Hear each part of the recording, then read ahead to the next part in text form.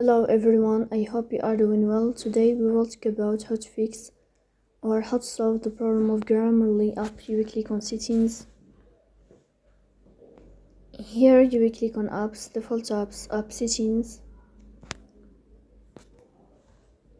In this page you will search about the application of Grammarly and you will enter. Here you will click on first stop and you will click OK. Then you will enter to the window of storage. Here you will click on clear cache. Then you will turn on your airplane mode. And you will turn off your airplane mode again to fix that problem. So that's all. Don't forget to support us by like and subscribe. See you next time in another video, and thank you for your watching and your attention.